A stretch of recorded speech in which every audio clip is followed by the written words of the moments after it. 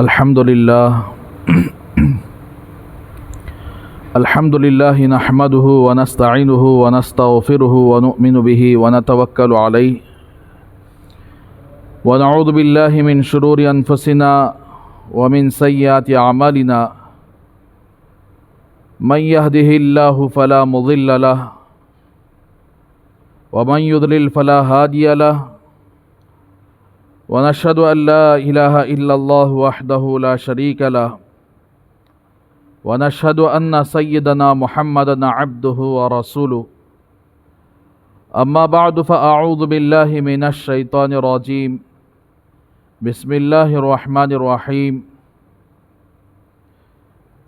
وكذلك نري إبراهيم ملكوت السماوات والأرض وليكون من الموقنين فلما جن عليه الليل رأى كوكبا قال هذا ربي فلما أفل قال لا أحب الآفلين فلما رأى القمر بازغا قال هذا ربي فلما أفل قال لئن لم يهدني ربي لأكونن من القوم الضالين فلما رأى الشمس بازغة قال هذا ربي هذا أكبر فلما أفلت قال يا قوم إني بريء مما تشركون إني وجهت وجهي للذي فطر السماوات والأرض حنيفا وما أنا من المشركين صدق الله العظيم اللهم صل على سيدنا محمد وعلى آل سيدنا محمد وبارك وسلم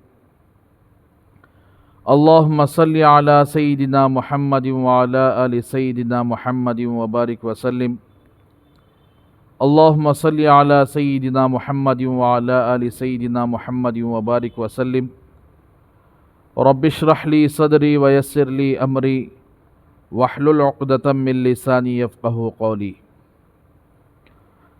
معزز خواتین،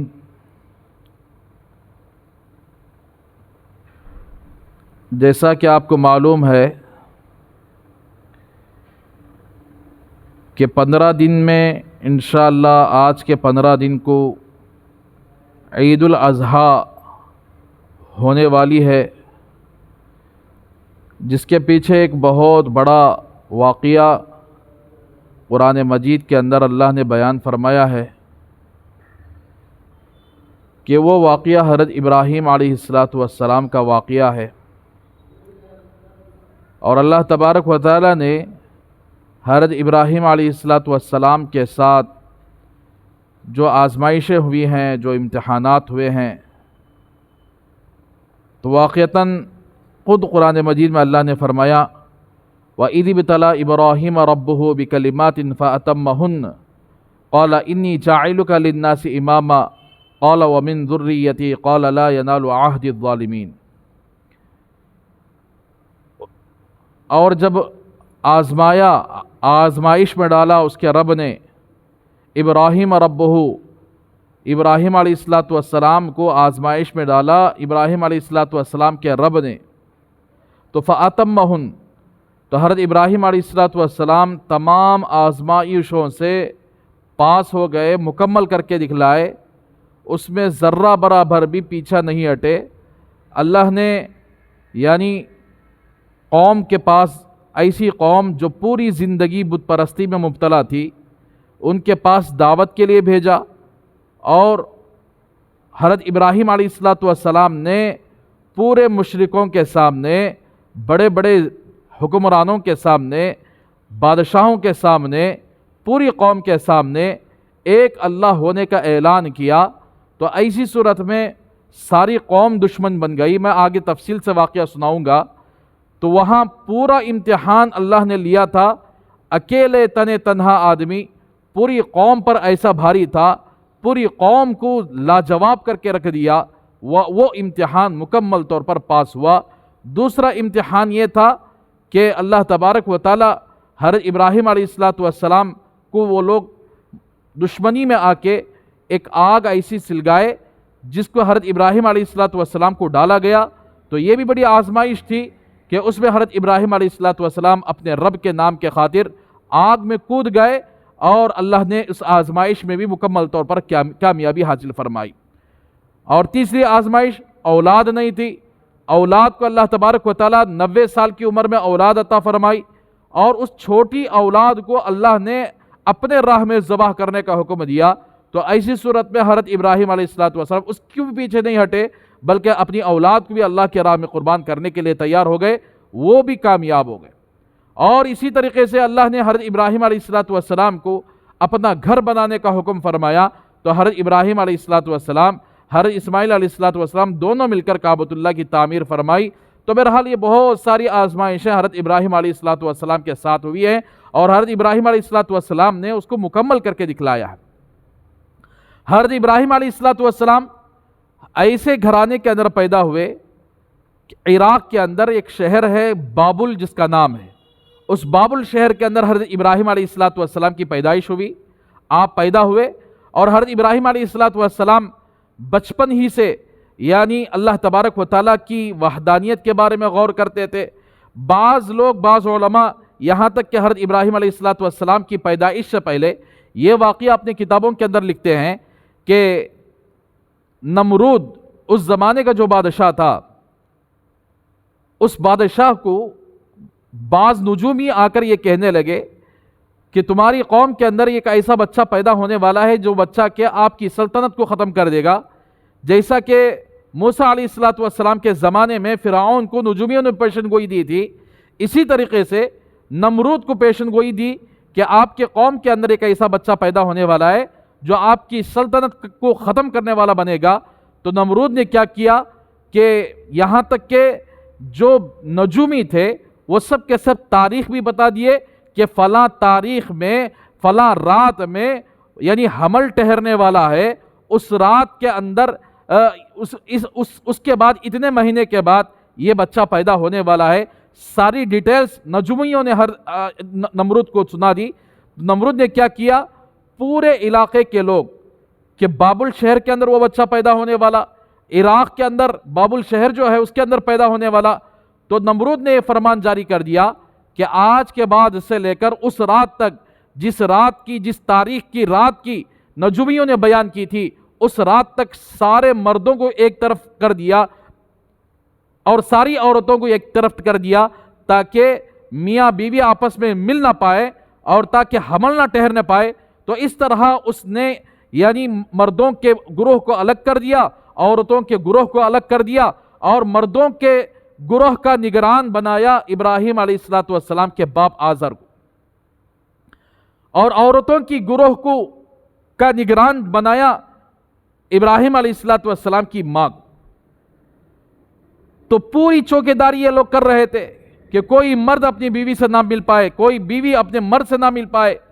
تو اس طرح نجومیوں کی بتائی ہوئی تاریخ تک ان لوگوں نے نگرانی کی، حفاظت کی، یہاں تک کہ جب صبح کا وقت قریب آیا، آخری وقت تھا، تو اب یہ مردوں کی طرف سے آزر نکل کر آئے بادشاہ کو اطلاع دینے کے لیے، اور عورتوں کی طرف سے وہ حضرت ابراہیم علیہ السلام کی ماں نکل کر آئی بادشاہ کو اطلاع دینے کے لیے کہ آج تک کوئی مرد اور کسی بیوی سے تعلقات قائم نہیں کیے، آپ بے فکر رہیے، یہ بچہ پیدا ہونے والا نہیں۔ لیکن اللہ تبارک و تعالیٰ ایسے جگہ سے اللہ تبارک و تعالیٰ اپنی قدرت کو اظہار فرماتے ہیں جہاں تک انسان کی عقل بیکار ہو جاتی ہے، انسان کی عقل کام نہیں کر پاتی۔ تو حضرت ابراہیم علیہ السلام جیسے ہی قبر دینے کے لیے پہنچے تو اپنی بیوی کے پاس میاں بیوی آپس میں ملاقات ہوئی، اور دونوں آپس میں اللہ تبارک و تعالیٰ نے دونوں کے اندر شہوت کو ڈال دیا، دونوں اسی رات میاں بیوی کے تعلقات قائم کرے۔ تو اور صبح کو جا کر نمرود کو یہ خبر دی کہ آج رات تک کسی کو یعنی کوئی مرد کسی عورت سے نہیں ملا۔ اب یہ نمرود خوش ہو گیا کہ چلو بھائی ایک بہت بڑی بلا تھی، میرے سلطنت اور میرے تخت کو ختم کرنے والی بلا ختم ہو گئی۔ پھر نجومیوں کو بلایا اور کہا دیکھو میں اپنے بادشاہت کے زور سے سارے مردوں کو الگ کر دیا اور ساری عورتوں کو الگ کر دیا، اور اس پلان سے یہ بچہ پیدا ہونے والا نہیں ہے۔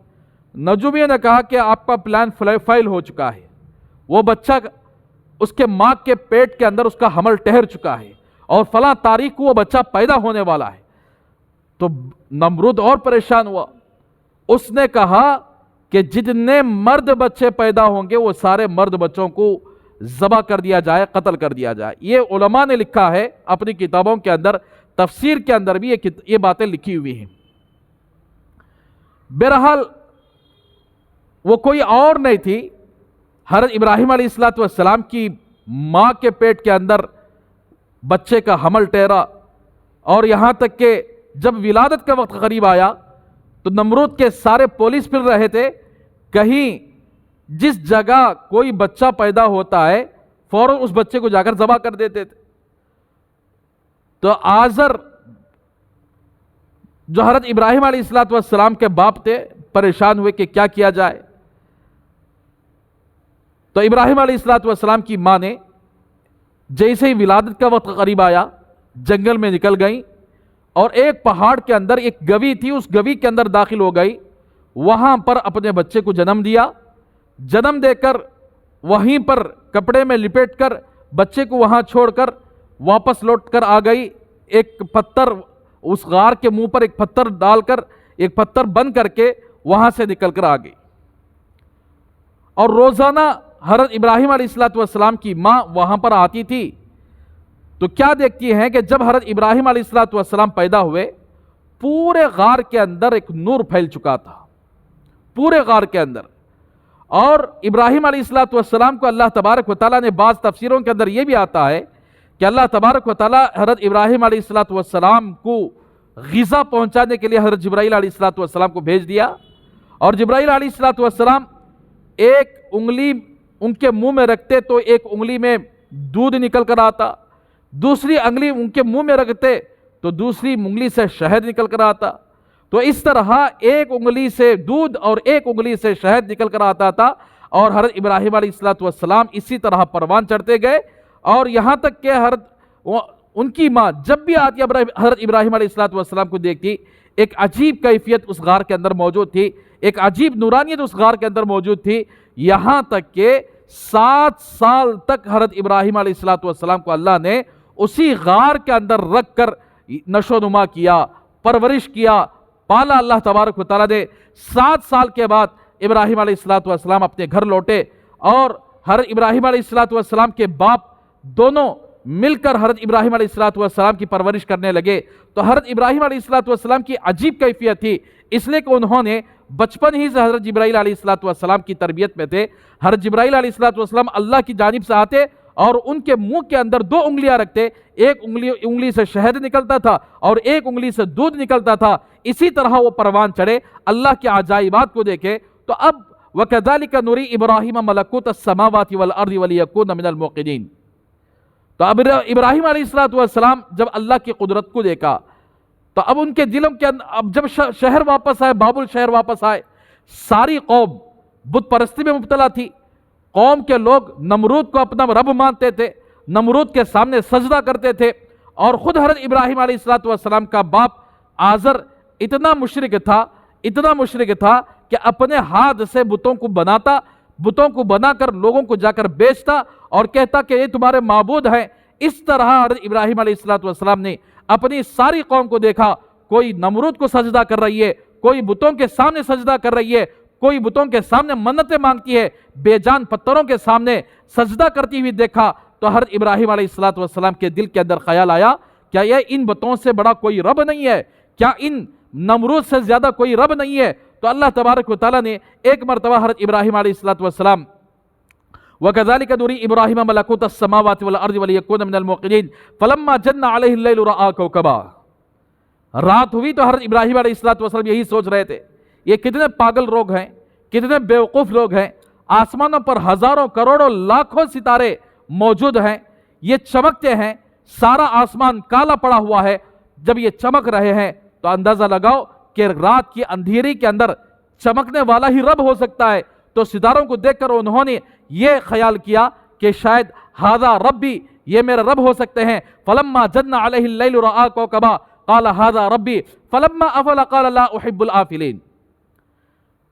رات زیادہ سے زیادہ 9 گھنٹے رہتی ہے یا 10 گھنٹے رہتی ہے یا 12 گھنٹے زیادہ ہوتی ہے، اس کے بعد رات کی تاریکی ختم ہو جاتی ہے اور دن شروع ہو جاتا ہے۔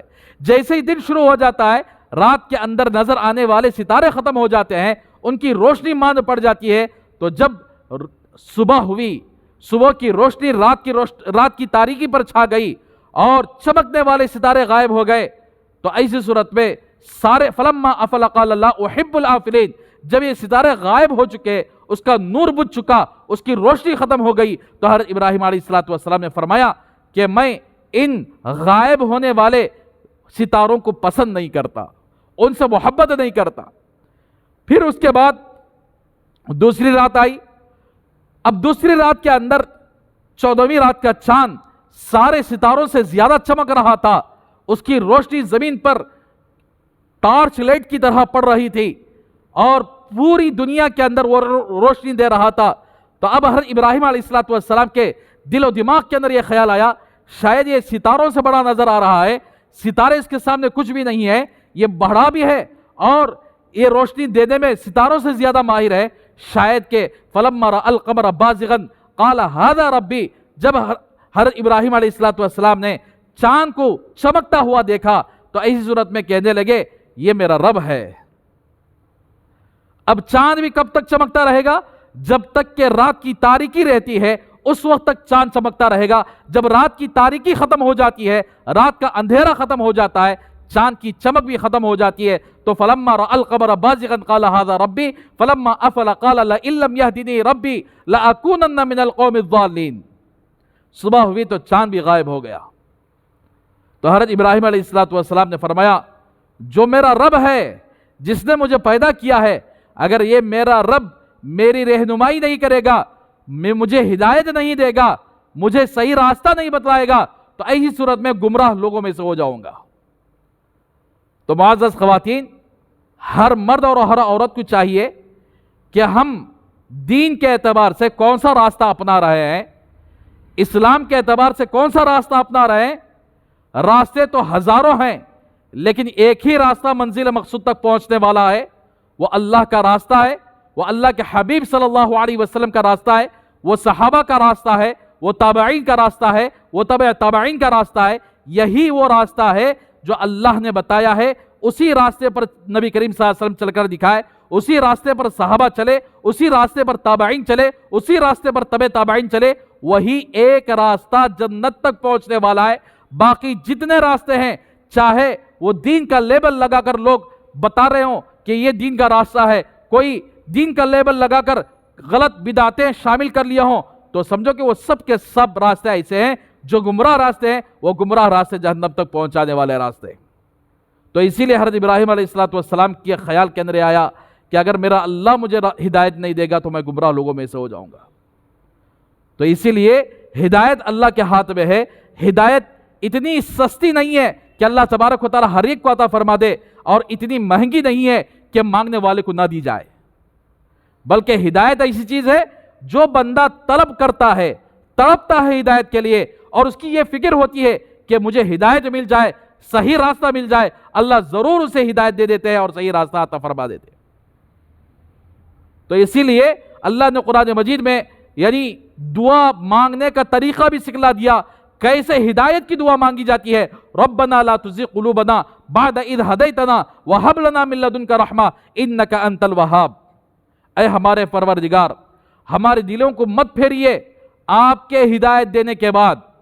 بہت سارے لوگ ہدایت ملتی ہے لیکن ہدایت کی ناقدری کرتے ہیں تو اللہ ان کو گمراہ کر دیتے ہیں۔ اللہ نے یہ دعا سکھائی کہ آپ کے ہدایت دینے کے بعد ہمیں دوبارہ گمراہ مت کیجئے، گمراہی کے راستے پر واپس مت بھیجئے، اور اپنی جانب سے رحمت عطا فرمائیے۔ انک انت الوہاب، جو بندے کے اوپر اللہ کی رحمت ہوتی ہے، اور اللہ کی رحمت وہ بندہ ہوتا ہے وہ ہدایت پر ہوتا ہے، جو بندہ ہدایت پر ہوتا ہے اس کو کوئی گمراہ کرنے والا نہیں ہوگا۔ اور اللہ تبارک و تعالی نے فرمایا کہ انک انت الوہاب، بے شک آپ عطا کرنے والے، دینے والے، اور آپ بہت بڑے عطا کرنے والے رب ہیں۔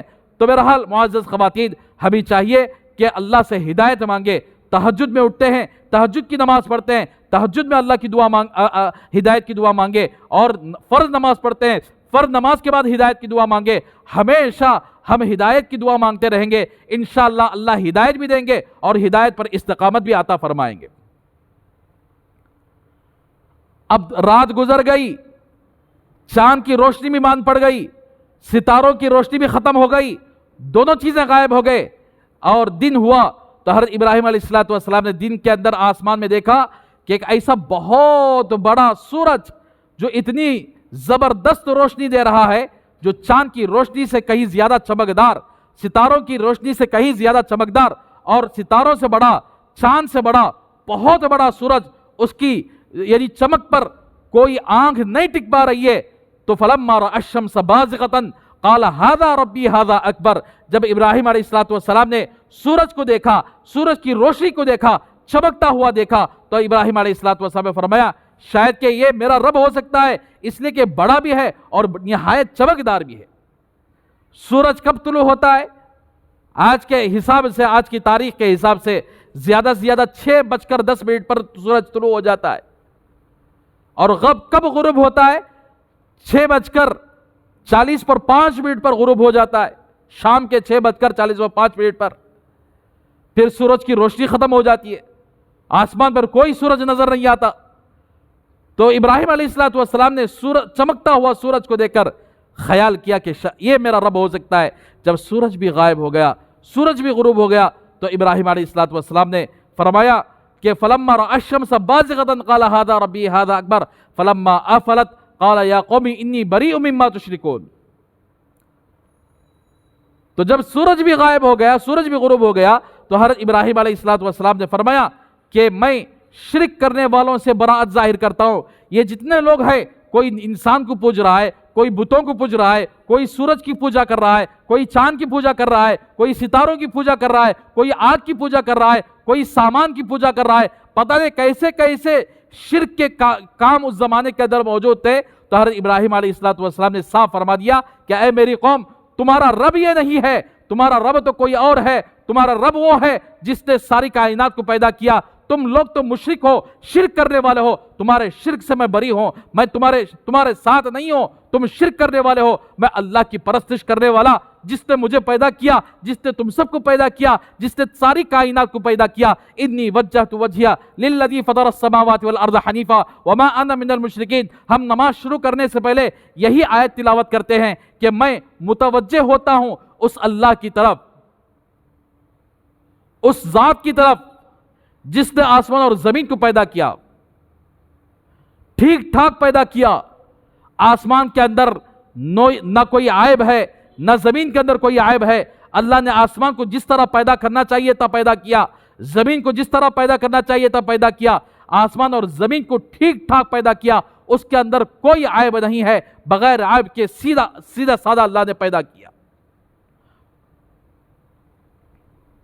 تو اس ذات کی طرف متوجہ ہو رہا ہوں۔ تو معزز خواتین، حضرت ابراہیم علیہ السلام، اللہ تبارک و تعالیٰ کی وحدانیت ان کے دل و دماغ کے اندر بیٹھ گئی کہ اب ایک سارا نظام چلانے والا، سورج کا رب بھی وہی ہے، چاند کا رب بھی وہی ہے، ستاروں کا رب بھی وہی ہے، زمین اور آسمان کا رب بھی وہی ہے، اور جتنے لوگ اللہ کو چھوڑ کر جتنی چیزوں کی پوجا کر رہے ہیں وہ سب کے سب مشرک ہیں۔ یہ صاف اعلان فرما دیا حضرت ابراہیم علیہ السلام۔ تو ایک مرتبہ علماء نے یہ بات بھی لکھی ہے کتابوں کے اندر، تفسیروں کے اندر، حضرت ابراہیم علیہ السلام کی عمر ابھی 6-7 سال کی عمر تھی۔ سب سے پہلے اپنے ماں سے سوال کیا کہ امی جان، یہ جو سارے بابل شہر کے رہنے والے ہیں، ان سب لوگوں کا رب کون ہے؟ سب سے پہلے انہوں نے یہ سوال کیا کہ امی جان میرا رب کون ہے؟ تو ان کی ماں نے کہا کہ ابراہیم، میں ہی تیرا رب ہوں۔ تو دوسرا سوال حضرت ابراہیم علیہ السلام نے کیا کہ امی جان آپ کا رب کون ہے؟ آپ کا تو کوئی رب ہوگا، آپ کا رب کون ہے؟ تو ان کی ماں نے کہا کہ میرا رب تو تیرے باپ آزر ہیں۔ پھر حضرت ابراہیم علیہ السلام نے پوچھ لیا کہ آزر میرے باپ کا رب کون ہے؟ تو انہوں نے جواب دیا کہ تیرا باپ کا رب نمرود ہے۔ تو پھر ابراہیم علیہ السلام نے سوال کیا نمرود کا رب کون ہے؟ تو جیسے ہی یہ سوال ہوا تو ماں نے کہا کہ بیٹا مجھے معلوم نہیں ہے کہ نمرود کا رب کون ہے، وہی اپنے آپ کو رب کہتا ہے، سارے لوگ اس کے سامنے سجدے کرتے ہیں، تو مجھے بتا دے تیرے باپ آئیں گے تو تیرے باپ سے یہ سوال کر لینا۔ تو چنانچہ شام آزر بتوں کو بناتے تھے اور بیچتے تھے، یہی ان کی کاروباری تھی، یہی ان کا کاروبار تھا۔ جب شام واپس آئے تو ماں نے کہا کہ آپ کے بیٹے عجیب عجیب سوال کر رہے ہیں اور اس طرح کا میرے ساتھ واقعہ پیش آیا۔ تو آزر نے کہا کہ بیٹا آئندہ سے ایسا سوال نہ کرنا، اگر نمرود کو پتہ چل جائے کہ آپ ایسے سوال کر رہے ہیں تو تمہاری بھی خیریت نہیں، ہماری بھی خیریت نہیں، سب کو یہ قتل کر دے گا۔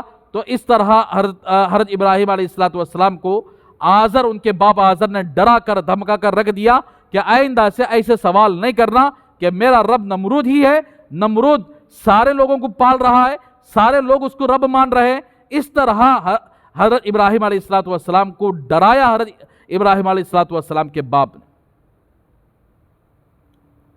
لیکن توحید، ایمان ایسی چیز ہے، کسی کے دل میں چلے جائے ایمان، توحید جس کے دل میں چلے جائے، اللہ کی وحدانیت جس آدمی کے دل میں چلے جائے، وہ چھپتا نہیں ہے، بلکہ وہ ایسے اپنے آپ کو ظاہر کرتا ہے کہ اس کی برکت سے اللہ تبارک و تعالیٰ بہت سارے لوگوں کو ہدایت بھی دے دیتے۔ حضرت ابراہیم علیہ السلام کی عمر آگے بڑھی،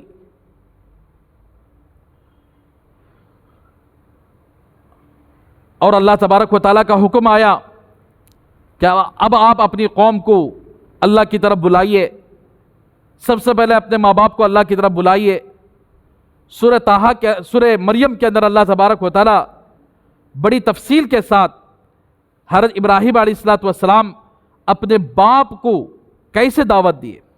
وَاذْكُرْ فِي الْكِتَابِ إِبْرَاهِيمَ إِنَّهُ كَانَ صِدِّيقًا نَبِيًّا، یاد کرو اس وقت ابراہیم علیہ السلام کے ذکر کو یاد کرو کہ انہو کان صدیقا نبیّا، وہ بڑے سچے نبی ہیں۔ وَاذْكُرْ فِي الْكِتَابِ إِبْرَاهِيمَ إِنَّهُ كَانَ صِدِّيقًا نَبِيًّا إِذْ قَالَ لِأَبِيهِ يَا أَبَتِ لِمَ تَعْبُدُ مَا لَا يَسْمَعُ وَلَا يُبْصِرُ وَلَا يُغْنِي عَنْكَ شَيْئًا۔ تو ابراہیم علیہ السلام نے جب اللہ کا حکم آیا کہ اپنے گھر سے شروع کرو اپنی دعوت کو، اللہ کی وحدانیت کو بیان کرنا شروع کرو، تو اس وقت حضرت ابراہیم علیہ السلام نے اپنے باپ کی طرف مخاطب ہو کے فرمایا لِمَ تَعْبُدُ مَا لَا يَسْمَعُ وَلَا يُبْصِرُ وَلَا يُغْنِي عَنْكَ شَيْئًا، ابا جان تم کیوں ایسے بتوں کی پوجا کر رہے ہو؟ نہ دیکھنے کی صلاحیت رکھتے ہیں، نہ کوئی بات سننے کی صلاحیت رکھتے ہیں، نہ کوئی تمہیں کام دے سکتے ہیں، نہ نفع دے سکتے ہیں، نہ نفع دے سکتے ہیں، ایسی بتوں کی تم کیوں پوجا کر رہے ہو؟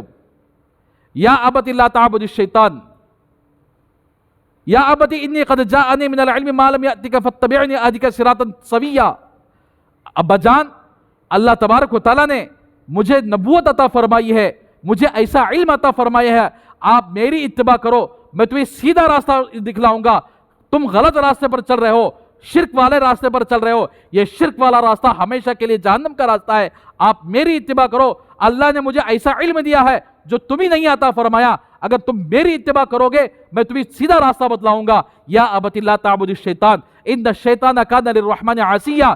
ابا جان یہ سارے شرک کے جو کام ہو رہے ہیں، لوگ نمرود کے سامنے جو سجدے کر رہے ہیں، آپ بتاں بنا کر بیچ رہے ہیں، یہ سب کے سب شیطان کا کام ہے۔ تم شیطان کی عبادت نہ کرو، شیطان کی اتباع نہ کرو، یہ شیطان انسان کا کھلا ہوا دشمن ہے۔ یا ابت لا تعبد الشیطان ان الشیطان کان للرحمن عصیا، یہ شیطان تو وہی ہے جس نے اللہ کی نافرمانی کی، رحمان کی نافرمانی کی۔ یا ابتی انی اخاف ان یمسک عذاب من الرحمن فتکون للشیطان ولیا۔ ابا جان اگر تم شرک سے توبہ نہیں کرو گے، تم شیطان سے دوستی نہیں شیطان سے دشمنی نہیں کرو گے، شیطان سے دوستی کرو گے، ایسی صورت میں اللہ کا کہیں عذاب تمہیں آ کر پکڑ لے، اور اللہ کے عذاب جب آ جاتا ہے تو اللہ کے عذاب سے کوئی بچانے والا نہیں ہوگا۔ تو اس طرح انہوں نے اپنے باپ کو سمجھایا اور اپنے باپ کو اپنی نبوت کی طرف بلایا، رسالت کی طرف بلایا، ایک اللہ کی طرف بلایا۔ تو حضرت ابراہیم علیہ السلام نے کے باپ نے کہا کہ قال اراغب انت عن الہتی یا ابراہیم لئن لم تنتہی لارجمنک وہجرنی ملیا۔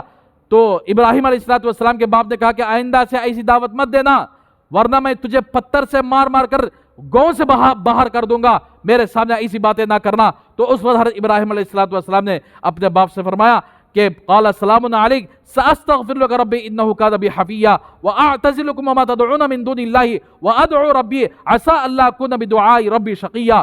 تو چنانچہ حضرت ابراہیم علیہ السلام نے یعنی باپ سے کہا کہ تم پر سلامتی ہو، میں تمہارے حق میں اللہ سے استغفار کروں گا، میرا رب بڑا مہربان ہے، بڑا معاف کرنے والا ہے، میں تم سے بھی جدا ہوتا ہوں، تمہارے بتوں سے بھی جدا ہوتا ہوں اور تمہاری قوم سے بھی جدا ہوتا ہوں.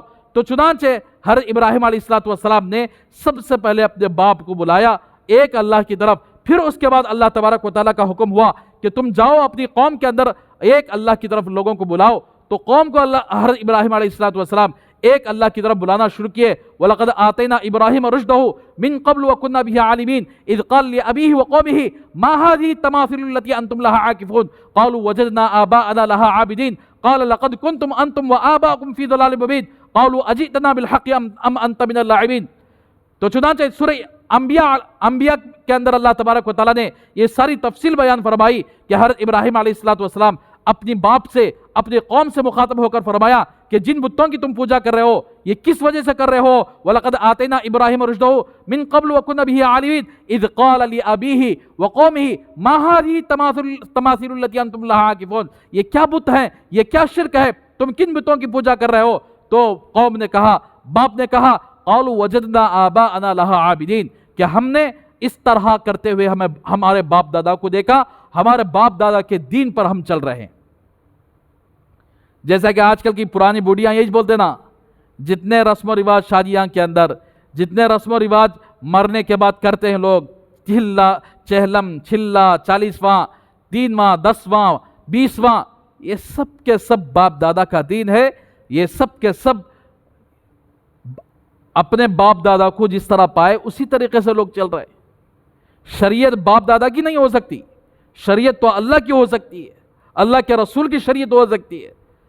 تو جو اللہ کی رسول کی شریعت کو چھوڑ کر باپ دادا کے دین پر چلتا ہے، جیسے ابراہیم علیہ السلام کی قوم نے کہا قالوا وجدنا آباءنا لها عابدین، ان کی بتوں کی پوجا کرتے ہوئے ہم نے اپنے باپ دادا کو پایا تھا، ہم اسی طرح کر رہا ہے.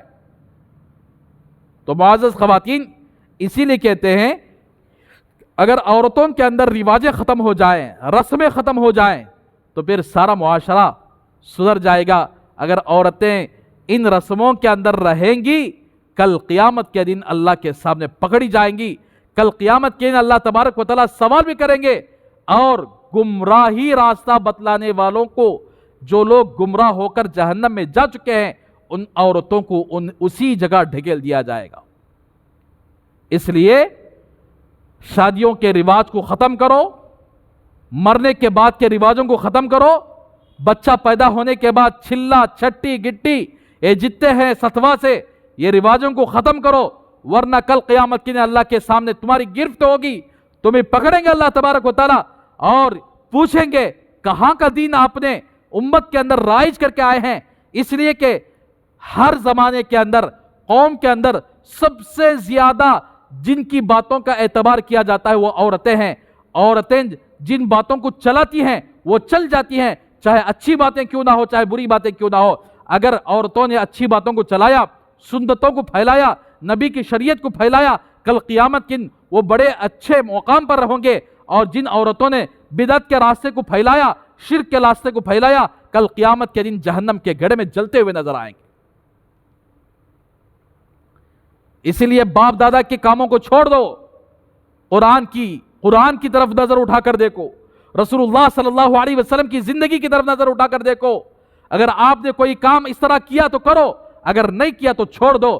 صحابہ نے کوئی کام کیا تو کرو، اگر نہیں کیا تو چھوڑ دو. تابعین تبع تابعین کوئی کام کیے تو کرو، اگر نہیں کیا تو چھوڑ دو. یہ ہماری شریعت ہے. اگر شریعت کے اندر کوئی کہے کہ نہیں ہمارے پرانے زمانے سے لوگ کرتے ہوئے آئے ہیں، پرانا زمانہ نہیں ہے، بلکہ شیطان نے جن لوگوں کو گمراہ کیا ہے، جن لوگوں کو دین سے ہٹا دیا ہے، بدعتوں میں پھنسا دیا ہے، وہی لوگ ان بدعتوں کو سامنے رکھ کر اپنے باپ دادا کا دین سمجھ کر عمل کرتے ہیں، لیکن ان کی کوئی خیر نہیں. اسی لیے حضرت ابراہیم علیہ السلام نے صاف منہ توڑ جواب دیا، قال لقد کنتم انتم وآباؤکم فی ضلال مبین.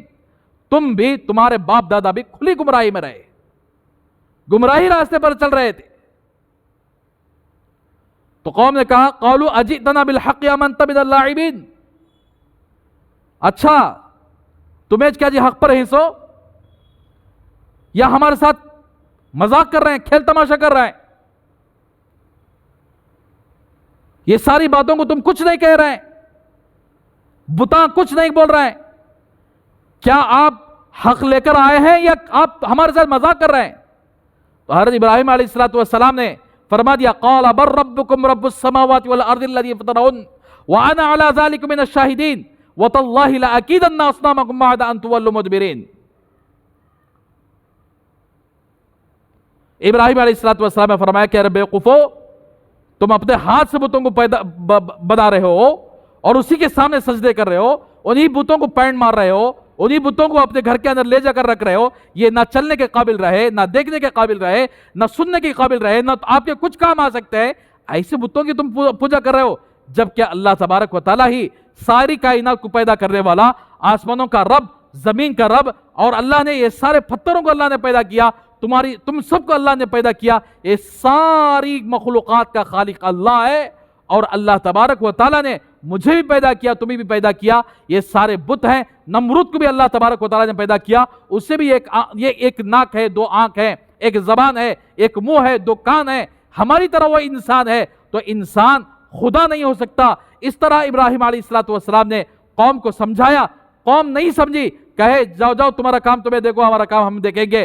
قوم یعنی سمجھنے کے بجائے الٹا حضرت ابراہیم علیہ السلام سے دشمنی کرنے لگی۔ ایک مرتبہ ایسا ہوا کہ قوم ایک میلے میں جانا ہوا، قوم کو ایک میلے میں جانا ہوا، جیسا کہ آج کل میلہ بولے تو اس کا آسان معنی یہ ہے جیسے ہمارے لوگ عرس کو جاتے ہیں، دیکھو خبر کے پاس جا کو عرس بولتے ہیں شادی کرنے کو۔ کس کی شادی ہوتی ہے سما؟ شادیاں تو شادی محل میں ہوتی یا مسجدہ میں ہوتی، لیکن عرس کس کی کر رہے ہیں؟ جو لوگ دنیا سے جا چکے ہیں ان کا عرس۔ کہا ہمارے نبی کریم صلی اللہ علیہ وسلم 11 عرس کرے تھے، 11 شادیاں کیے تھے، آپ کا روزہ اطہر پر جا کر اس طرح عرس بناؤ دیکھیں گے؟ صحابہ کے ہزاروں قبریں موجود ہیں، وہاں جا کر عرس بناؤ دیکھیں گے؟ اب جیسے ہی عرس کا اعلان ہوتا ہے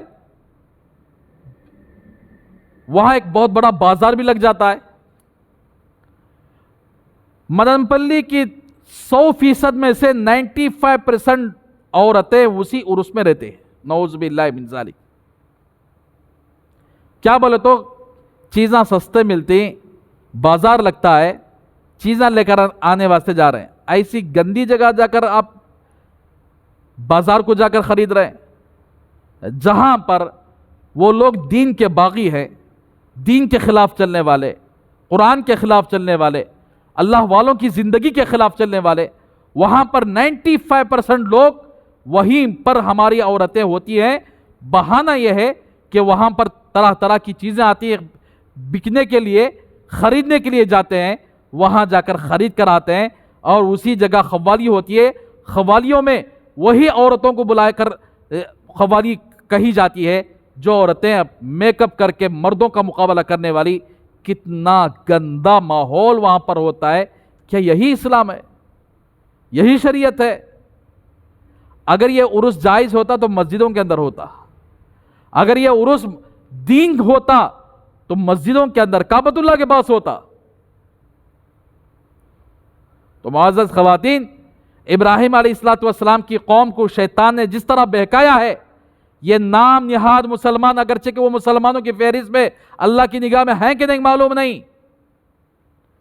اپنے آپ کو مسلمان کہنے والے اس طرح جیسے لوگ جترے کرتے ہیں اس طرح یہ لوگ عرس بھی کر رہے ہیں۔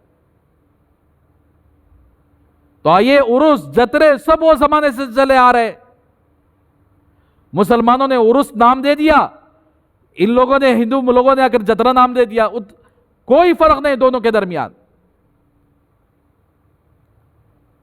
تو بہرحال اسی طرح ایک عرس ایک میلہ لگا ہوا تھا، وہ زمانے کے اندر سارے لوگ مل کر ناچتے ہیں، ڈبتیاں بجاتے ہیں، ناچ گانا ہوتا ہے، عورتیں مردیں سارے ایک جگہ مل کر اس طرح عرس مناتے تھے وہ زمانے کے اندر۔ تو عرس کو جانے سے پہلے ابراہیم علیہ الصلوۃ والسلام کو بلایا، کیا ہو بھائی ذرا عرس کو جانا ہے۔ ابراہیم علیہ الصلوۃ والسلام نے صاف انکار کر دیا کہ فقال انی سقیم فتولوا عنہ مدبرین۔ ابراہیم علیہ الصلوۃ والسلام نے فرمایا آج کل میری طبیعت ٹھیک نہیں ہے، میں بیمار ہوں۔ حالانکہ کیسی بیماری؟ کوئی بیماری نہیں تھی، دو طرح کے الفاظ تھے، لفظ تو ایک تھا لیکن دو معنی تھے۔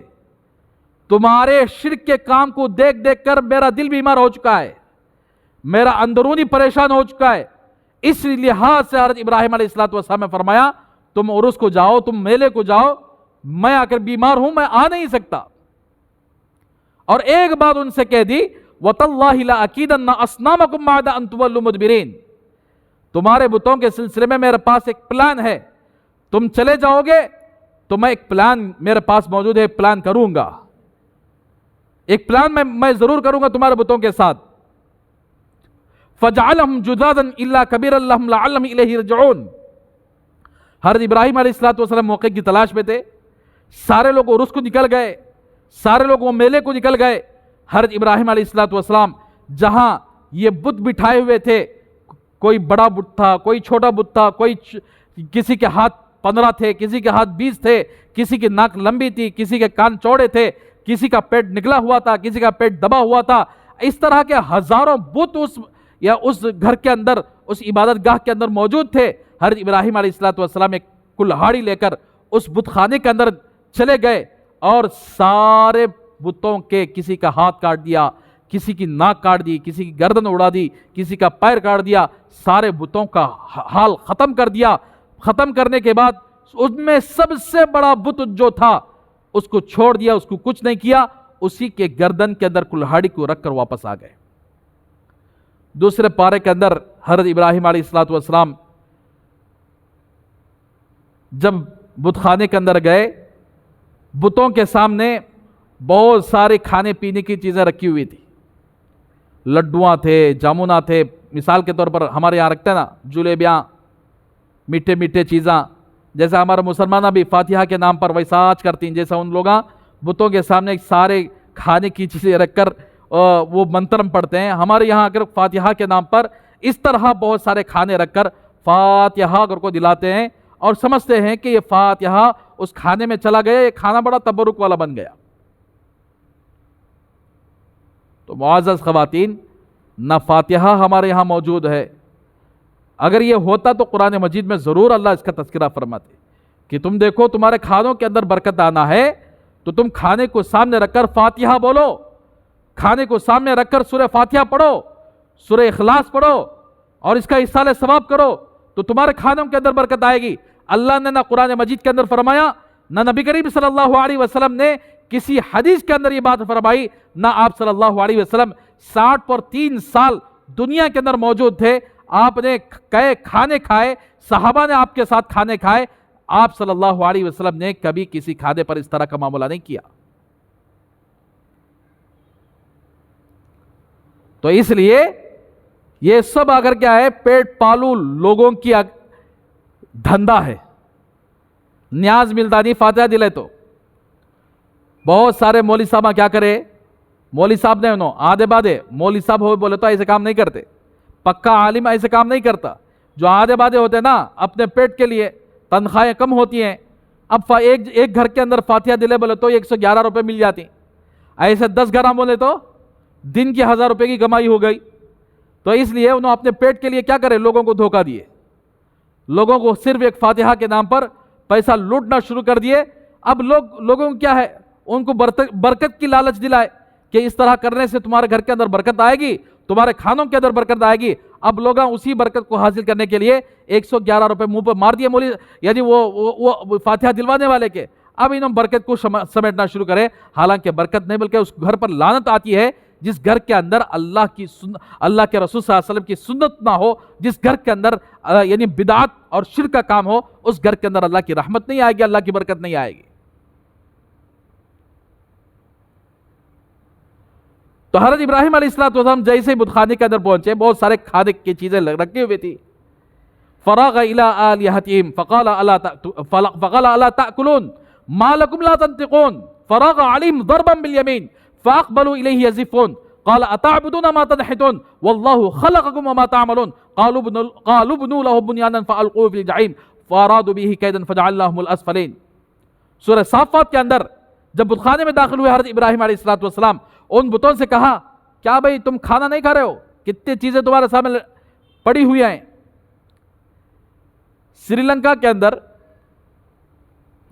اسی طرح لوگوں کا ذہن یہ تھا، کافروں کا ذہن یہ تھا کہ سارے جو کھانے کی چیزیں ہوتی ہیں دیوی دیوتاؤں کے روح آ کر اس کو کھا لیتے ہیں۔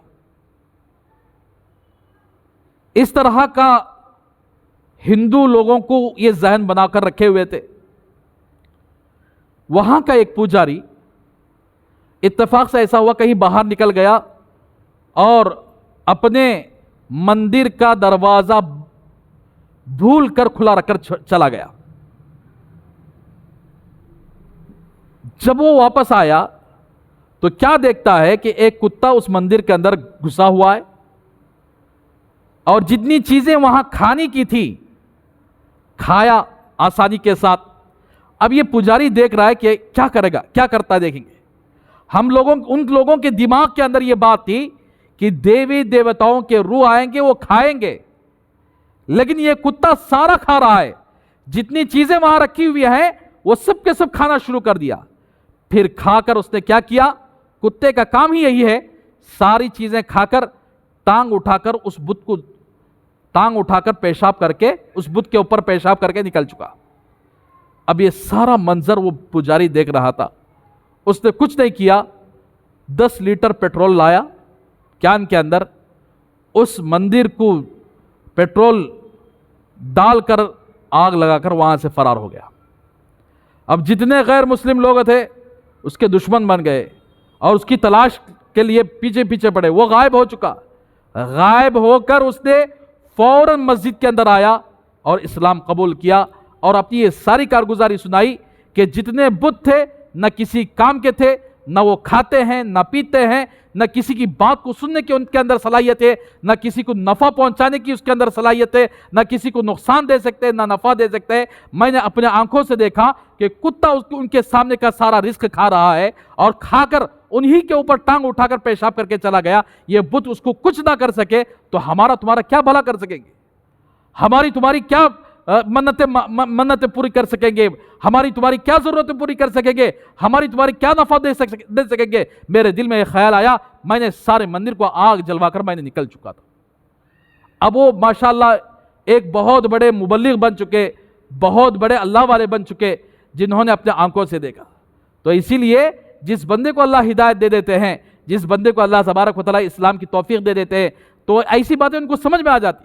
تو حضرت ابراہیم علیہ السلام نے اسی طریقے سے بت خانے کے اندر داخل ہوئے، سارے کھانے کی چیزیں رکھی ہوئی تھی، تو حضرت ابراہیم علیہ السلام نے پوچھ لیا کہ سارے کھانے کی چیزیں آپ کے سامنے موجود ہے، تم کیوں نہیں کھاتے؟ فراغ الی آلہتہم فقال الا تاکلون ما لکم لا تنطقون، میرا جواب دو، کیوں نہیں کھا رہے ہو؟ کیوں بات کرنے کے پاس تمہاری طاقت نہیں ہے، تمہارے پاس صلاحیت نہیں ہے جواب دینے کی؟ بات کرو مجھ سے۔ لیکن کہیں جواب نہیں آیا تو حضرت ابراہیم علیہ السلام نے اپنا کام تمام، فراغ علیہم ضربا بالیمین، کسی کا ہاتھ کاٹ دیے، کسی کا پیر کاٹ دیے، کسی کا ناک اڑا دیے، کسی کی گردن کاٹ دیے، سارے بتوں کا حال حضرت ابراہیم علیہ السلام نے کر کے بڑے فجعلہم جذاذا الا کبیرا لہم لعلہم الیہ یرجعون۔ تو حضرت ابراہیم علیہ السلام نے اس کلہاڑی کو بڑے بت کے کندھے پر رکھ دیا اور بڑے بت کو کچھ نہیں کیا۔ اب یہ سارا کام کر کے خاموشی کے ساتھ حضرت ابراہیم علیہ السلام اپنے گھر چلے گئے۔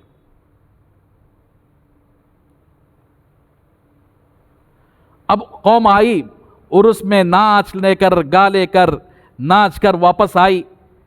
سب سے پہلے بت خانے میں پہنچی تو کیا دیکھا کہ کسی کا ہاتھ کٹا ہوا ہے، کسی کا پیر، کسی کی گردن چلی گئی ہے، کوئی اوندا گرا ہوا ہے، کوئی چت لیٹا ہوا ہے۔ یہ سارا منظر دیکھ کر ان کے دلوں کے اندر آگ سے لگ گئی۔ آدمی کو جس سے جیسی محبت ہوتی ہے اس کے خلاف کوئی واقعہ پیش آئے تو آدمی برداشت نہیں کر سکتا۔ ان لوگوں کے دلوں کے اندر ان بتوں کی محبت بیٹھ چکی تھی۔ قالوا من فعل هذا بآلهتنا انه لمن الظالمین، سب کے سب یہی کہنے لگے کون ہمارے معبودوں کے ساتھ، کون ہمارے معبود کے ساتھ یہ معاملہ کیا، یہ بڑا ظالم آدمی ہے۔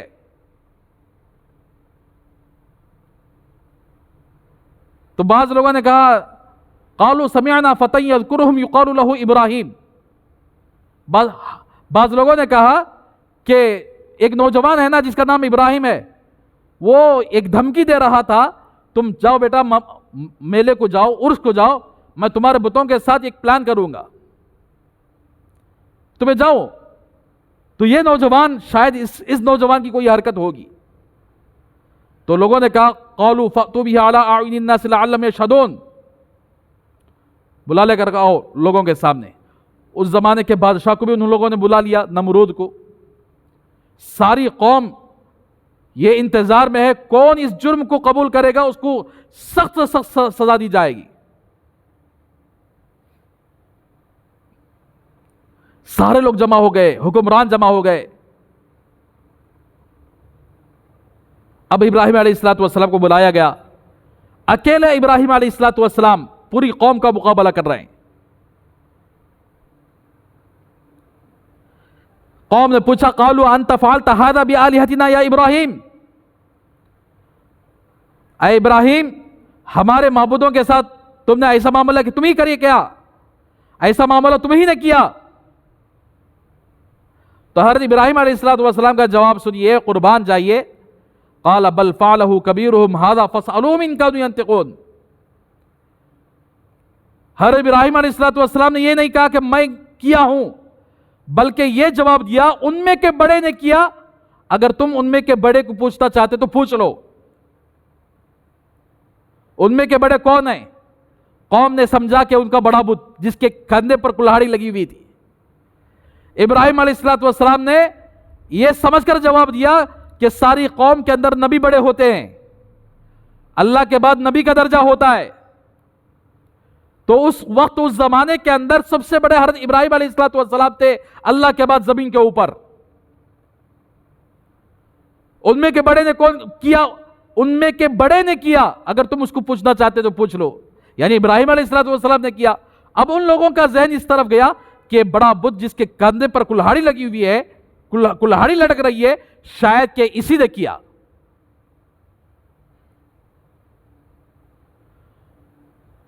فرجعوا الى انفسهم فقالوا انكم انتم الظالمون ثم نكسوا على رؤوسهم لقد علمت ما هؤلاء ينطقون۔ اب لوگ پریشان ہوئے، کیا ابراہیم علیہ السلام نے کیا جواب دیا کہ یہ بت کے کندھے پر کلہاڑی لگی ہوئی ہے، ان میں کے بڑے نے کیا، اگر اس سے پوچھنا چاہتے تو پوچھ لو۔ سارے لوگ میٹنگ کرے کہ کیا کریں، اس کا جواب کیا دیں۔ تو لوگوں نے کہا کہ تم لوگوں کو معلوم نہیں کیا بتاں بات نہیں کرتے، کرو معلوم نہیں کیا؟ فرجعوا الى انفسهم فقالوا انكم انتم الظالمون ثم نكسوا على رؤوسهم لقد علمت ما هؤلاء ينطقون۔ آپس میں میٹنگ کرنے کے بعد، مشورہ کرنے کے بعد ان لوگوں نے حضرت ابراہیم علیہ السلام کو یہ جواب دیا کہ ابراہیم آپ نہیں جانتے کہ یہ بت ایسے ہیں کہ ان کے اندر بات کرنے کی صلاحیت نہیں ہے۔ اب ابراہیم علیہ السلام کو اللہ کی توحید بیان کرنے کا اچھا موقع مل گیا، ایمان کی باتیں، اللہ کی وحدانیت کی باتیں کرنے کا اچھا موقع مل گیا۔ قال افتعبدون من دون اللہ ما لا ينفعکم شیئا ولا یضرکم اف لکم ولما تعبدون من دون اللہ افلا تعقلون۔ تو ابراہیم علیہ السلام نے بے جھجک فرمایا، ارے بے وقوفو، کیا تم ایسے بتوں کی پوجا کر رہے ہو نہ تمہیں کوئی نفع پہنچا سکتے ہیں نہ تو کوئی نقصان پہنچا سکتے ہیں، اف ہو تم پر، افسوس ہو تم پر، تم کو عقل نہیں کیا؟ تو اس طرح ساری قوم کو حضرت ابراہیم علیہ السلام نے لاجواب بنا دیا، ان کا کوئی جواب نہیں تھا۔ اسی لیے جب کوئی آدمی حق بیان کرتا ہے، حق باتیں دلائل کے ساتھ پیش کرتا ہے، اور جو بدعت لوگ ہوتے ہیں، جو گمراہ لوگ ہوتے ہیں اور دلائل کا جواب نہیں دے سکتے، تو پھر وہ ظلم و زیادتی پر اتر آ جاتے ہیں۔ آج بھی بہت سارے لوگ بدعت کا کام کرتے ہیں، ہم سوال کرتے ہیں کہ بھئی یہ کون سی شریعت کے اندر موجود ہے، ذرا ایک دلیل پیش کر دو۔ آپ 11ویں کرتے ہیں، 11ویں کہاں ہے، ذرا ایک دلیل پیش کر کے دکھا دو۔ آپ رجب کے کنڈے کا فاتحہ دلاتے ہیں، ایک دلیل پیش کرو قرآن کے اندر یا حدیث کے اندر، یا صحابہ کا عمل یا اللہ والوں کا کوئی عمل دکھا دو۔ یا آپ فاتحہ دلواتے ہیں، ایک دلیل پیش کر کے دکھا دو۔ چہلم کرتے ہیں، چھلا کرتے ہیں، چھٹیاں کرتے ہیں، ستوا سے کر رہے ہیں، ایک دلیل۔ یہ سب کے سب غیروں سے لیے ہوئے چیزیں۔ کافروں سے لیے ہوئے چیزیں. جب ایسی بات ان کے سامنے کہی جاتی ہے جن لوگوں کے دلوں کے اندر ایسے کاموں سے محبت ہے، گیارہویوں سے محبت ہے، رجب کے فاتحوں سے محبت ہے، اور اسی طریقے سے چہلم کی فاتحوں سے محبت ہے، وہ لوگ بھڑک جاتے ہیں. اے مولوی صاحب کیا کہتے ہو، وہ بولتے ہیں، کیا بھی نہیں بولتے، حق بات بولتے ہیں. جیسے ابراہیم علیہ السلام نے لوگوں کے سامنے حق بات کہی ہے، لوگوں کو ایک اللہ کی طرف، اپنی شریعت کی طرف بلایا ہے، اپنی نبوت کی طرف بلایا ہے. اسی طرح علماء اپنے نبی کی شریعت کی طرف بلاتے ہیں، اپنے اللہ کے کلام کی طرف بلاتے ہیں، اور اپنے نبی کی دین کی طرف بلاتے ہیں کہ یہ اللہ کے نبی صلی اللہ علیہ وسلم نے ہمیں یہ شریعت دے کر گئے ہیں، یہ دین دے کر گئے. علماء، حق علماء اسی بات کی طرف بلاتے ہیں. اب لوگ ان کے پیچھے سازشیں کرنا شروع کر دیتے کہ دیکھو بھائی یہ مولوی صاحب اس خود سے اگر فاتحہ بند ہو گئی، یہ بند ہو گئی، وہ بند ہو گئی. اللہ کا شکر ہے اگر بند ہو گئی تو اللہ کے فضل سے بند ہوگی ہے. اللہ نے بدعات کو ختم کر دیا ہے اور سنتیں زندہ ہو رہے ہیں. اب ساری قوم نے یہ پلان بنایا کہ کسی بھی طرح حضرت ابراہیم علیہ السلام کو سخت سے سخت سزا دی جائے، بلکہ ان کو دنیا ہی سے ختم کر دیا جائے. نمرود کو مشورے میں لیا، نمرود کا سہارا لے کر کیا کیا جائے. تو ایک انسان کو جلانے کے لیے انہوں نے 40 دن تک آگ سلوائی. قالوا حرقوه وانصروا آلهتكم ان کنتم فاعلین. کتنی بیوقوف قوم رہو نا. جب ابراہیم علیہ السلام کو جواب نہیں دے سکے، وہیں پر اعلان کیا کہ دیکھو بھائی تمہارے معبودوں کے خلاف یہ سازشیں کر رہے ہیں، تمہاری معبودوں کا یہ حال بنا کے رکھے، تم اپنے معبودوں کی مدد کرنا چاہتے ہو تو ان کو زندہ جلا دیا جائے، زندہ جلا دو ان کو اور اپنے معبودوں کی مدد کرو. اب سارے لوگ اس بات پر متفق ہو گئے. بہت سارے لوگ لکڑیاں لائے، جلانا شروع کیے. کئی میل تک وہ آگ جلتی رہی 40 دن کے بعد. اب کون اتنی دہکتی ہوئی آگ میں اگر کوئی پرندہ اوپر سے بھی گزرتا تو بھن کر کباب ہو جاتا. اتنی خطرناک تپش ہو رہی تھی. حضرت ابراہیم علیہ السلام کو کیسے ڈالا جائے؟ تو انہوں نے ایک گوپن تیار کیا اور اس کے اندر رکھ کر حضرت ابراہیم علیہ السلام، لمبا واقعہ ہے، میں مختصر کہہ رہا ہوں اس لیے کہ وقت بھی کم ہے. تو حضرت ابراہیم علیہ السلام کو یعنی ان لوگوں نے آگ میں پھینک دیا. اللہ تبارک و تعالیٰ کی قبضے میں آگ ہے، پانی بھی اللہ کے قبضے میں ہے، ہوائیں، زمین کے اندر پتا بھی ہلنا ہے، وہ پتا بھی اللہ کے قبضے سے ہلتا ہے، اللہ کے حکم سے ہلتا ہے. ساری کائنات کے انسان، ساری کائنات کے جانور، ساری کائنات کی ہر چیز اللہ کے حکم کے تابع ہے. تو چنانچہ حضرت ابراہیم علیہ السلام کو جیسے ہی آگ میں ڈالا گیا تو اللہ تبارک و تعالیٰ نے آگ کو حکم دیا تو قلنا یا نار کونی بردا وسلاما علی ابراہیم. یہ منظر سارے فرشتے دیکھ رہے، یہ کیا ہو رہا ہے زمین کے اوپر؟ یہ کہ انسان جو اللہ کے نام کے لیے آگ میں کودنے کے لیے تیار ہو گیا تو سارے فرشتے میں ہلچل ہو گیا. تو حضرت جبرائیل علیہ السلام اللہ کے حکم سے حضرت ابراہیم علیہ السلام کی مدد کے لیے آئے. حضرت ابراہیم علیہ السلام سے عرض کیا کہ اگر آپ چاہیں تو میں ساری آگ کو بجھا دوں، آپ کی مدد کروں. تو حضرت ابراہیم علیہ السلام نے فرمایا آپ کی مدد کی ضرورت نہیں ہے، میرا اللہ دیکھ رہا ہے میرے آگ میں گرنے کو، وہی مجھے میری مدد کرے گا. میکائیل آ گئے، یعنی بڑے بڑے فرشتے آ کر ان سے یعنی مدد کا سوال کیے. تو حضرت ابراہیم علیہ السلام نے صاف جواب دے دیا میرا اللہ کو معلوم ہے کہ مجھے یہ لوگ آگ میں ڈالے ہوئے ہیں اور اللہ تبارک و تعالیٰ میرا اللہ ہی بچانے والا ہے. تو اللہ تبارک و تعالیٰ نے سارے فرشتوں کو ہٹا دیا. اللہ تبارک و تعالیٰ نے خود آگ کو حکم دے دیا قلنا یا نار کونی بردا وسلاما علی ابراہیم. اے آگ میرے ابراہیم کے لیے ٹھنڈی ہو جا، سلامتی والی بن جا، اتنی ٹھنڈی مت ہو کہ میرے ابراہیم کو تکلیف ہونے لگے. مدن پلی کے اندر سردی کے دن آتے تو زیادہ ٹھنڈی ہو جاتی ہے، اس سے تکلیف بھی ہوتی ہے، زیادہ گرمی سے بھی تکلیف ہوتی ہے. تو اللہ نے آگ کو یہ حکم دے دیا نہ زیادہ ٹھنڈی ہو نہ زیادہ یعنی گرم، بلکہ سلامتی والی بن جا، جیسے ایک انسان باغیچے میں زندگی گزارتا اس طریقے سے. تو اسی لیے حضرت ابراہیم علیہ السلام بعد میں یہ فرماتے تھے کہ میری پوری زندگی کے 40 دن بڑے عیش میں گزرے، وہ کوئی اور دن نہیں تھے، وہ آگ کے دن تھے. 40 دن میں نے اس آگ کے اندر زندگی گزاری. تو بہرحال اس کے بعد حضرت ابراہیم علیہ السلام آگ سے زندہ صحیح سلامت آئے تو ساری قوم ہکا بکا رہ گئی، حیران رہ گئی کہ ایک ایسا انسان ہے کہ آگ میں ڈالنے کے باوجود بھی نہیں جلا، پھر بھی وہ قوم ایمان لانے سے قاصر ہو گئی. تو حضرت ابراہیم علیہ السلام اتنی محنت کیے پھر حضرت ابراہیم علیہ السلام کا نکاح ہوا حضرت سارہ علیہ السلام سے، جو اپنے رشتہ دار کے اندر نکاح کیے، اور حضرت ابراہیم علیہ السلام اتنے سال محنت کرنے کے باوجود بھی صرف 2 آدمی ایمان لے آئے بابل شہر کے اندر، عراق کے اندر، ایک ان کی بیوی حضرت سارہ علیہ السلام، ایک ان کے بھتیجے یا بھانجے حضرت لوط علیہ السلام، آگے جا کر وہ پیغمبر بنے۔ پھر کیا ہوا؟ اصل عورتوں کے تعلق سے میں حضرت سارہ علیہ السلام کا واقعہ بیان کرنا چاہتا تھا، لیکن حضرت ابراہیم علیہ السلام کی یہ محنت، یہ اگر سامنے سنایا جائے تو حضرت سارہ علیہ السلام کا واقعہ سننا بڑا آسان ہوگا۔ تو بہرحال حضرت سارہ علیہ السلام کے ساتھ نکاح ہوا اور وہ ایمان لائی، اور لوط علیہ السلام جو ان کے بھتیجے تھے ابراہیم علیہ السلام کے، وہ ایمان لائے۔ صرف پورے شہر کے اندر 3 ہی آدمی مسلمان ہوئے، 3 ہی آدمی موحد، ایک تو ابراہیم علیہ السلام نبی، ایک ان کے بھتیجے، ایک ان کی بیوی۔ اب پورے لوگ ضدی ہٹ درمی ہو گئے اور کوئی ایمان لانے کے لیے سامنے نہیں آیا۔ تو پھر اللہ تبارک و تعالیٰ نے حضرت ابراہیم علیہ السلام کو حکم دیا کہ اب تم بابل شہر کو چھوڑ دو، تم ملک شام کی طرف ہجرت کرو۔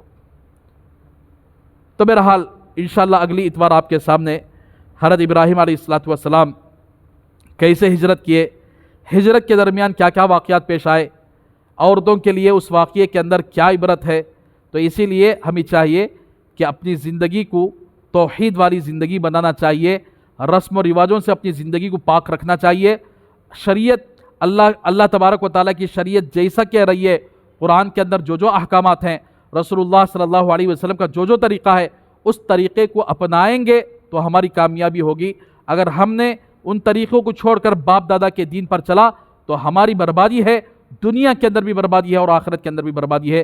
یہ چند باتیں رہیں، انشاءاللہ اگلے اتوار آپ کے سامنے حضرت سارہ علیہ السلام کا وہ مکمل واقعہ، اس کے اندر ہمیں کیا سبق لینا چاہیے، اور اللہ تبارک و تعالیٰ نے سارہ علیہ السلام کے ذریعے سے کیسے کیسے انوارات، کیسے کیسے برکتیں نازل فرمائے، یہ آپ کے سامنے تفصیل سے بات آئے گی۔ اللہ سے دعا کریں کہ اللہ ہم سب کو عمل کرنے کی توفیق عطا فرمائے۔ آپ سے ہر اتوار یہی عاجزانہ درخواست کرتا ہوں کہ آپ ساتھ دیں گے تو انشاءاللہ ہمارا اجتماع جو ہر اتوار چلنے والا ہوتا ہے وہ کامیاب بھی ہوگا اور اللہ اس کو قبول بھی فرمائیں گے۔